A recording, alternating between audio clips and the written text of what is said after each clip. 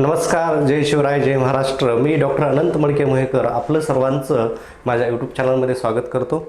तर आपण ज्यावेळेस शेती करतो तर शेती करत असताना माती ही आपल्यासाठी किती महत्त्वाची आहे. आपण मातीला काळी आई असं म्हणतो, कारण याच मातीमध्ये आपण सोनं पिकवायचा प्रयत्न करत असतो. म्हणून माती जर चांगली असेल, मातीमध्ये जर उत्पादन देण्याची क्षमता असेल तर आपल्याला चांगलं उत्पादन मिळतंच, यामध्ये काही शंका नाही. पण आपल्याला आज मातीमधला असा एक घटक पाहायचा आहे जो इतका महत्त्वाचा आहे, ज्या घटकाच्या कमतरतेमुळं आज आपली उत्पादकता कमी होते. आपण जरी रासायनिक खतं दिली, युरिया दिला, DAP दिला, 10-26-26 दिला, 18-18-10 दिला, जेवढं काही आपण खतं टाकतो ते खतंसुद्धा तो घटक जर नसेल तर काम करत नाहीत. तर याबद्दल आज या व्हिडिओमध्ये आपण सविस्तर माहिती घेणार आहोत. तर हे आपलं ॲग्रिकल्चरचं एक अग्रेसर यूट्यूब चॅनल आहे, ज्यामध्ये आपण शेतकऱ्यांसाठी आणि विद्यार्थ्यांसाठी महत्त्वाची कृषी रिलेटेड माहिती देण्याचा प्रयत्न करत असतो. जर आत्तापर्यंत तुम्ही आमच्या चॅनलला सबस्क्राईब केलं नसेल तर या यूट्यूब चॅनलला सबस्क्राईब करा आणि व्हिडिओला लाईक करायला विसरू नका. तर या सबस्टन्सचं किंवा या पदार्थाचं नाव आहे सेंद्रिय पदार्थ, त्याला आपण ऑर्गॅनिक मॅटर म्हणतो. आणि या सेंद्रिय पदार्थामध्ये एक महत्त्वाचा पदार्थ असतो, त्याचं नाव आहे कार्बन. ऑर्गॅनिक कार्बन म्हणू आपण त्यालाच मराठीमध्ये सेंद्रिय कर्ब असं म्हणलं जातं. तर या दोन घटकांबद्दल आपण आज या व्हिडिओमध्ये सविस्तर माहिती पाहणार आहोत. याचा मुळांसाठी, जमिनीसाठी, सूक्ष्मजीवाणूंसाठी काय महत्त्वाचा रोल आहे आणि याच्यामुळं आपली उत्पादकता का कमी होते याबद्दल आपण पूर्ण माहिती घेऊयात. तर तुम्हाला जर शाश्वत शेती करायची असेल तर तुम्हाला सेंद्रिय कर्बाचं प्रमाण जे आहे ते आपल्याला आपल्या जमिनीमध्ये कमी होऊ देऊन चालणार नाही. आता तुम्ही जर पाहिलं, ही एक माती आहे आणि मातीला आपण एक सजीव बॉडी असं म्हणतो. आम्ही ज्यावेळेस विद्यार्थ्यांना शिकवतो त्यावेळेस आम्ही सांगतो soil is a living thing, कारण याच्यामध्ये तुम्ही जर पाहिलं खूप मोठ्या प्रमाणामध्ये जमिनीमध्ये सुद्धा वेगवेगळे सूक्ष्मजीवाणू राहतात, वेगवेगळे कीटक राहतात, ठीक आहे. याच्यामध्ये गांडूळ राहतं, म्हणजे भरपूर. आणि तुम्ही जर 1 ग्रामची जर सॉईल घेतली, माती घेतली, तर त्याच्यामध्ये तुम्हाला 4,000 ते 50,000 पर्यंत वेगवेगळ्या प्रकारचे सूक्ष्मजीवाणू आढळू शकतात. म्हणजे मातीसुद्धा एक जिवंत पणा दाखवते. आणि या मातीमध्ये काय काय असतं, माती बनलेली कशाची असते, तर माती तुम्ही आदर्श माती, त्याला आपण इंग्रजीमध्ये आयडियल सॉईल म्हणतो, तर ही बनलेली असते 25% हवा, 25% पाणी, 45% तुमचे जे काही मिनरल्स आहेत. हे मिनरल्स कशापासून, खडकाचे जे काही झिजण होऊन, खडकाची झीज होऊन मिनरल्स तयार होतात आणि मिनरल्स 45% असतात. आणि सर्वात महत्त्वाचा जर भाग कोणता आहे तर तो भाग आहे आपला जवळपास 5% ऑर्गॅनिक मॅटर, ज्याला आपण सेंद्रिय पदार्थ म्हणतो. परंतु आपल्या असं लक्षात आलेलं आहे की भारतीय मातींमध्ये जे काही 5% सेंद्रिय कर्ब असायला पाहिजे होता तो तितका नसून तो 0.5%च्याच जवळपास आहे. म्हणजे इतका कमी आहे, लक्षात घ्या. म्हणजे 1% सुद्धा आपल्या जमिनीमध्ये सेंद्रिय कर्ब नाही. आणि महत्त्वाचा घटक हाच आहे. का आहे आपण पाहणार आहोतच.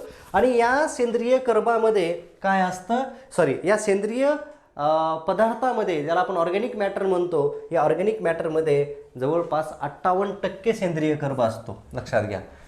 तर तुमचं जे काही ऑर्गॅनिक मॅटर आहे त्याच्यामध्ये ऑर्गॅनिक कार्बन, ज्याला मराठीमध्ये सेंद्रिय कर्ब म्हणतो, हे 58% असतं. आणि ह्या जो ऑर्गॅनिक मॅटर आहे शेतीमध्ये किंवा मातीमध्ये जातं कसं, तर ज्या वेळेस तुम्ही शेतीमध्ये शेणखत टाकता, गांडूळ खत टाकता, आपण त्याला फार्म यार्ड FYM म्हणतो, शेणखत म्हणतो, तर किंवा पालोपाचोळा कुजतो, तर कुजल्यानंतर जे विघटन झाल्यानंतर जो काय काळ्या कलरचा ह्युमस असतो, तर तो काही नसून तो काय आहे, तो ऑर्गॅनिक मॅटर आहे, तो सेंद्रिय पदार्थ आहे. आणि त्या सेंद्रिय पदार्थामध्ये 58% कर्ब असतं, कार्बन असतं. आणि हे अन्न कुणाचं असतं, तर हे अन्न असतं हे सूक्ष्मजीवाणूंचं.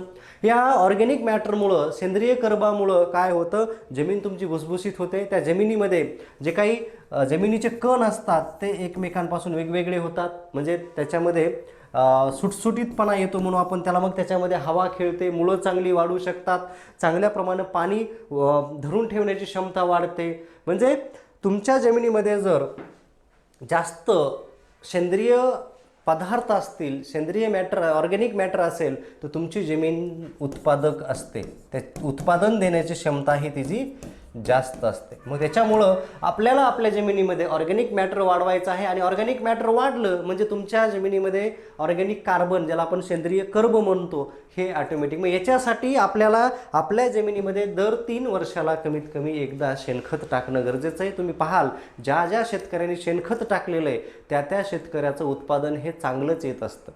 परंतु आपल्याला याच्या, आणि तुम्ही म्हणताल की नाही शेणखताची काय गरज आहे, आम्ही रासायनिक खतं टाकतो. परंतु शेतकरी मित्रांनो, तुम्ही रासायनिक खतं किती जरी दिली, त्या रासायनिक खतांना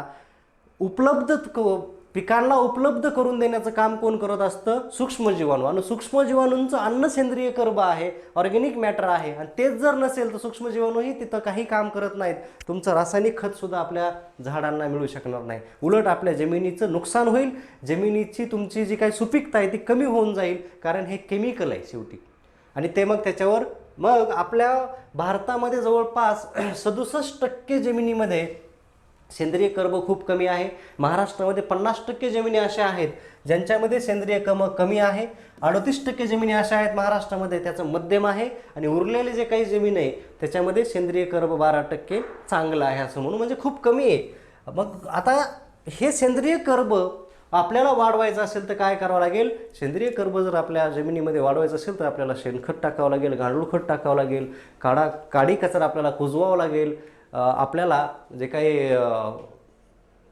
पिकांची फेरपालट म्हणतो, म्हणजे आपल्याला डाळीवर्गीय पिकं जास्त घ्यावी लागतील. त्याच्यामुळं आपल्या जमिनीमध्ये सेंद्रिय कर्ब वाढेल आणि आपल्या जमिनीची सुपीकता वाढेल. तर अशा पद्धतीनं आपल्याला सेंद्रिय कर्ब हा आपल्या जमिनीमध्ये जास्त असावा, ऑर्गॅनिक मॅटर आपल्या जमिनीमध्ये जास्त असावा, यावर सतत भर दिला गेला पाहिजे. सतत आपण आपल्या जमिनीमध्ये शेणखत, जेवढे काही ऑर्गॅनिक फर्टिलायझर असं म्हणतो आपण त्याला, ओके, सेंद्रिय खतं ज्यांना म्हणतो ते आपल्याला, मग त्याच्यासाठी आपण ढेंच्या लावू शकता. त्याच्यासाठी तुम्ही म्हणजे त्याला हिरवळीची खतं म्हणतो, तर ते सुद्धा तुम्ही जर आपण गाडले जमिनीमध्ये तर त्याच्यामुळं सुद्धा मोठ्या प्रमाणामध्ये आपल्या जमिनीचा जे काही सेंद्रिय पदार्थ आहेत हे वाढतात आणि आपल्या जमिनीचं उत्पादनही तितकंच मोठ्या प्रमाणात वाढतं. व्हिडिओ हा शेवटपर्यंत